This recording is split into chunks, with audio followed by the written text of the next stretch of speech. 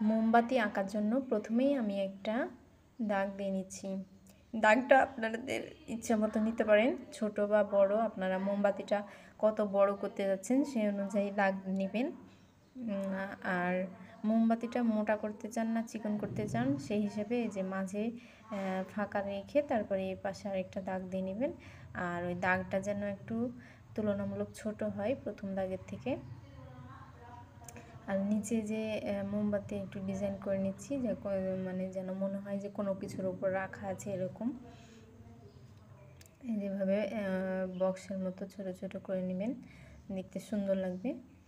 আর উপরে মোমবাতি জ্বালানোর পরে যে মোম গলে গলে পরে এক সাইড দিয়ে এক সাইডে একটু বেশি ক্ষয়ে যায়, সেজন্য আমি এই যে এই পাশটা বাম পাশটা একটু নিচু করে দিলাম।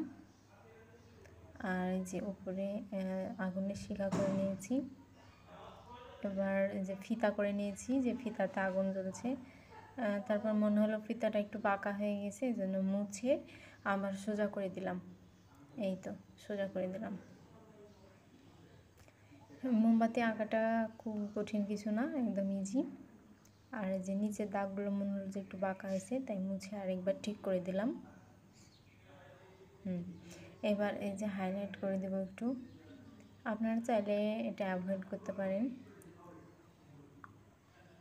আপনারা চাইলে যে কালার করার পরে যেগুলা গাঢ় পেন্সিল আছে 4B বা 6B এগুলো দিয়ে পরে হাইলাইট করতে পারেন, তাহলে দেখতে সুন্দর লাগবে। এবার আমি কালার করে নিব, হলুদ কালার দিব আমি এখানে। আর আগুনের শিখাতে দিব লাল কালার।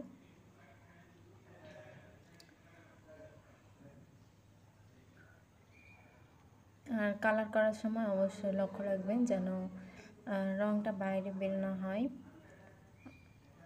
আর যতটা পারবেন গাঢ় করার চেষ্টা করবেন, তাহলে দেখতে অনেক সুন্দর লাগবে। হালকা করলেও ভালো লাগে। আর খুব সাবধানে রঙটা করতে হবে, বাইরে রং চলে গেলে তখন দেখতে ভালো লাগে না।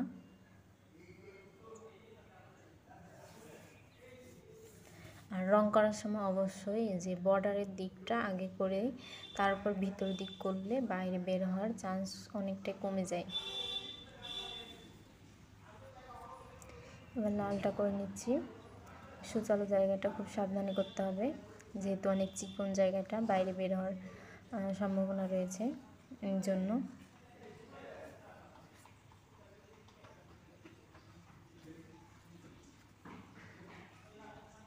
এই যে আমি খুব আস্তে আস্তে রঙটা করে নিলাম।